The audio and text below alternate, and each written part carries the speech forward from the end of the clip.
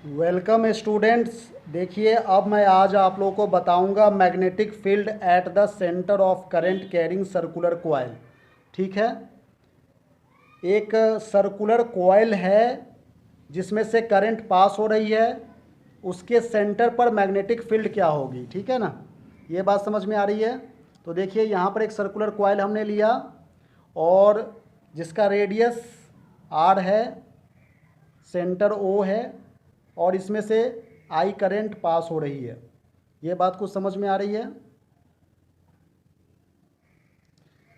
तो एक circular coil है जिसका रेडियस आर, सेंटर ओ और इसमें से आई करंट पास हो रही है। तो इसमें हम लोग देखेंगे कि इसके सेंटर पर मैग्नेटिक फील्ड की डायरेक्शन क्या होगी, इसकी मैग्नीट्यूड क्या होगी, ये हम लोग देखेंगे। ठीक है। तो यहाँ पे हम लोग लिख सकते हैं direction of magnetic field into the page. अब ये इनटू द पेज कैसे हो रहा है, ये हम लोग राइट हैंड रूल के अकॉर्डिंग देखेंगे। राइट हैंड ग्रिप रूल जो है हमारा, उस हिसाब से देखेंगे। राइट हैंड को इस तरह से रखना है और इसमें जो कर्वेचर फिंगर है इसे हम लोग कहते हैं राइट हैंड पाम रूल। तो इसमें जो कर्वेचर फिंगर है, ये जो आप कर्वेचर फिंगर देख रहे हैं, ये करंट को शो कर रहा है और थंब जो है, एक्सटेंडेड थंब, ये मैग्नेटिक फील्ड को शो कर रहा है। ठीक है ना। तो अब देखिए, आप राइट हैंड को इस तरह से रखिए। तो यहाँ पर देखिए, ये जो कर्वेचर फिंगर है और ये करंट की डायरेक्शन, दोनों करंट की डायरेक्शन कैसे है? क्लॉकवाइज है और ये कर्वेचर फिंगर भी क्लॉकवाइज है। तो उस समय थंब जो है वो करंट को शो कर रहा है, ये कर्वेचर फिंगर, और थंब जो है वो मैग्नेटिक फील्ड को शो कर रहा है। तो मैग्नेटिक फील्ड कैसे जा रही है? डाउनवर्ड जा रही है, इनटू द पेज जा रही है ना। तो इस तरह से हम लोग राइट हैंड पाम रूल की मदद से हम लोग फाइंड आउट कर सकते हैं इसकी डायरेक्शन को। अब डायरेक्शन फाइंड आउट कर लिया तो अब मैग्नीट्यूड भी हम लोग कैलकुलेट करेंगे। ये बात समझ में आ रही है? यहाँ पर देखिए, हमने राइट हैंड पाम रूल जो है वो लिख दिया है। इसमें right right hand palm rule में आपको राइट हैंड के थंब को इस तरह से रखना है परपेंडिकुलर फिंगर के ग्रिप्स के हिसाब से कि कर्वेचर ऑफ फिंगर जो है वो करंट की डायरेक्शन को शो कर रहा है। ठीक है ना, सर्कुलर कॉइल का। और थंब जो है वो डायरेक्शन ऑफ मैग्नेटिक फील्ड को शो कर रहा है सेंटर ऑफ द कॉइल के। इसी को हम लोग कहते हैं राइट हैंड पाम रूल। ये बात को समझ में आ रही है? तो इसकी मदद से हम लोग डायरेक्शन को डिटरमाइन कर सकते हैं। यही हमने कहा, direction of magnetic field is directed inward. Inward मतलब इनटू द पेज। ठीक है ना, by using the right hand palm rule. Right hand palm rule ये है। तो अब देखिए, जैसा कि हमने बताया,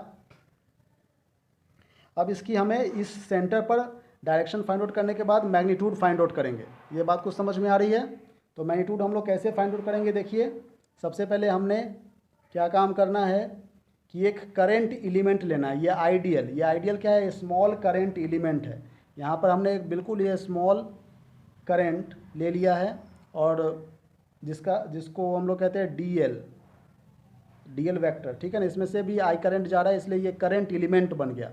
अब ये छोटे छोटे एलिमेंट से मिलकर के ये पूरा सर्किल बना हुआ है। ठीक है।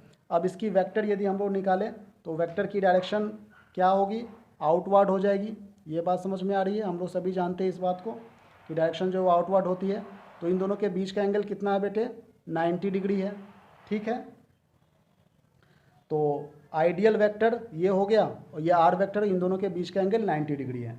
तो अब इस फिगर में हम लोग देखेंगे कि सेंटर पर मैग्नीट्यूड क्या बन रही है। तो इससे पहले करंट कैरिंग एलिमेंट के कारण मैग्नेटिक फील्ड, जो बायो सेवर्ट, दो साइंटिस्ट हैं, उन्होंने एक लॉ दिया था बायो सेवर्ट ने कि यदि कोई भी कंडक्टिंग वायर है और इसमें से यदि करंट पास हो रही है, आई करंट पास हो रही है, तो आर डिस्टेंस पर, यहाँ पर यदि हम लोग सेंटर पर आर डिस्टेंस पर मैग्नीट्यूड ऑफ मैग्नेटिक फील्ड की फाइंड आउट करें तो उसका फॉर्मूला होता है डी बी। चूँकि ये स्मॉल एलिमेंट है इसलिए D B equal to mu naught upon 4 pi I D L sine theta upon R square होता है। ये बात को समझ में आ रही है बच्चों? इसे हम लोग बायो सेवर्ट लॉ की मदद से निकाल सकते हैं। Mu naught upon 4 pi ideal sine theta upon R square. ठीक है। अब देखिए, जैसा कि मैंने कहा कि थीटा की वैल्यू जो है वो 90 डिग्री है। यहाँ पर आप लोग देख रहे हैं थीटा की वैल्यू 90 डिग्री है डीएल और आर वेक्टर के बीच में। तो इस स्मॉल करंट एलिमेंट के कारण ये जो small magnitude of magnetic field है, तो यहाँ पर थीटा के जगह पर हम लोग क्या लिखेंगे? 90 डिग्री पुट कर देंगे। ठीक है ना। तो यहाँ पर जो हमारा फॉर्मूला बनेगा वो D B equal to mu naught upon 4 pi ideal sine theta sine 90 degree upon R square, ये हो जाएगा।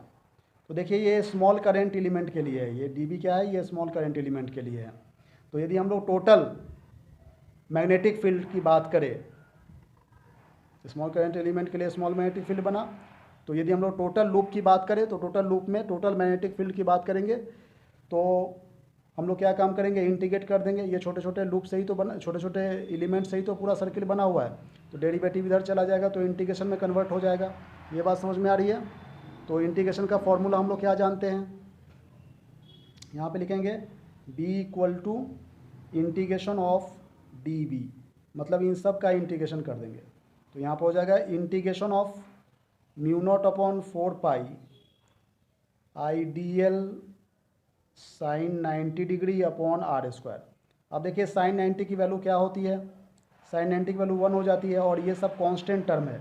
ये mu naught upon 4 pi I upon R square, ये सब कांस्टेंट टर्म, हम लोग लिखेंगे mu naught upon 4 pi I upon R square integration of D L, ठीक है ना, क्योंकि साइन 90 की वैल्यू 1 होती है, ये हम लोग सभी जानते हैं।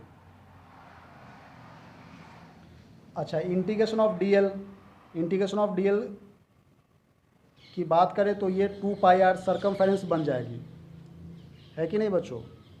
2 पाई आर, ये हो गया total length of the wire, total length of wire. तो यहाँ पर देखिए इंटीग्रेशन ऑफ डी एल की वैल्यू जो है वो 2 पाई आर होती है। तो यहाँ पर इंटीग्रेशन ऑफ डी एल के जगह पर हम लोग क्या लिखेंगे, 2 पाई आर लिख देंगे। तो mu naught upon 4 pi I upon R square into 2 pi R, ये फॉर्मूला बन गया। अब इसे सॉल्व करेंगे हम लोग। 2 पाई से पाई कैंसिल आउट हो जा रहा है, आर से आर भी कैंसिल आउट हो जा रहा है एक, ठीक है, और ये 2 से 4 कैंसिल आउट हो गया, यहाँ पर 2 बच गया। तो क्या आंसर आया हमारा, mu naught into I upon 2 R, ठीक है।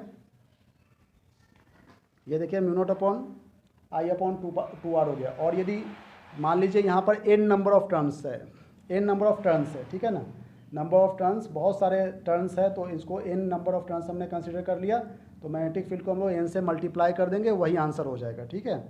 तो लिख देते हैं यहाँ पर, if n be the number of turns of coil, ठीक है, तो मैग्नेटिक फील्ड का एक्सप्रेशन हमारा क्या बनेगा, B equal to mu naught into N into I upon 2R, N से हमने मल्टीप्लाई कर दिया है। यही हमारा मैग्नीट्यूड ऑफ मैग्नेटिक फील्ड है at the centre of a current carrying circular coil का, ठीक है ना। सेंटर पर जो मैग्नीट्यूड बनेगी वो हो जाएगी mu naught into N into I upon 2R। ये बात को समझ में आ रही है। अब देखिए हम लोग डायरेक्शन की बात कर लेते हैं। यहाँ पर डायरेक्शन जो है वो हम लोग राइट हैंड पाम रूल से निकालेंगे, जैसा कि मैंने कहा। तो ये मान लीजिए सर्कुलर कॉइल है, यहाँ पर करंट पास हो रही है क्लॉकवाइज, सपोज कीजिए करंट पास हो रही है, यहाँ पर लिख देते हैं क्लॉकवाइज, ठीक है, डायरेक्शन ऑफ करंट क्लॉकवाइज है। तो इसमें जो मैग्नेटिक फील्ड बनेगा वो यहाँ की बात करें तो परपेंडिकुलर मैग्नेटिक फील्ड एनसर्किल्ड हो जा रहे हैं चारों तरफ। अब राइट हैंड के अकॉर्डिंग हम लोग देख रहे हैं कि करंट जो है वो ऊपर की तरफ को जा रहा है, तो मैग्नेटिक फील्ड की डायरेक्शन एंटी क्लॉकवाइज बन रही है। कर्वेचर फिंगर जो मैग्नेटिक फील्ड को शो कर रहा है, तो कैसे बन रही है, एंटी क्लॉकवाइज, ठीक है ना। तो यहाँ पर हम लोग एंटी क्लॉकवाइज बना देंगे। ठीक उसी तरह से देखिए करंट नीचे की तरफ को आ रही है, तो राइट हैंड को ऐसे रखिए, कर्वेचर फिंगर को देखिए, कर्वेचर फिंगर्स ये कैसे जा रही है, ये क्लॉकवाइज हो रही है। तो मैग्नेटिक फील्ड थंब को हम लोग शो कर रहे हैं, करंट मतलब करंट को शो कर रहे हैं, करंट जो है वो थंब को शो कर रहा है राइट हैंड रूल के अकॉर्डिंग, और ये कर्वेचर फिंगर जो है वो मैग्नेटिक फील्ड को शो कर रहा है, ठीक है ना। राइट हैंड पाम रूल के according, right hand palm rule की बात करें तो ये थंब जो है वो मैग्नेटिक फील्ड बन जाएगा, कर्वेचर फिंगर जो है वो करंट बन जाएगा। राइट हैंड ग्रिप रूल की बात करें तो इसका उल्टा हो जाएगा, थंब जो है वो करंट को शो कर रहा है और कर्वेचर फिंगर जो है वो मैग्नेटिक फील्ड को शो कर रहा है, मतलब दोनों ही एक जैसे ही है, ठीक है ना। जस्ट थोड़ा सा विपरीत है।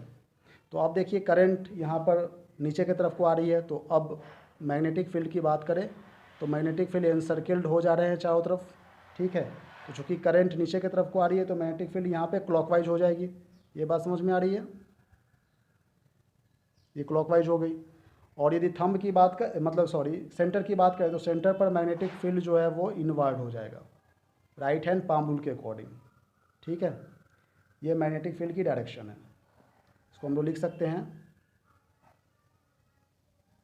Magnetic field downward near centre. तो डायरेक्शन ऑफ मैग्नेटिक फील्ड जो है वो डाउनवर्ड हो गया राइट हैंड पाम रूल के according. Right hand palm rule में हमने बताया था इस तरह से कि थंब जो है वो मैग्नेटिक फील्ड को शो कर रहा है जो कि डाउनवर्ड है, और कर्वेचर फिंगर जो है वो देख रहे हैं आप, कर्वेचर फिंगर्स करंट को शो कर रहा है जो कि क्लॉकवाइज मूव हो रहा है। तो यहाँ पर देखिए ये क्लॉकवाइज मूव हो रहा है। Thank you very much.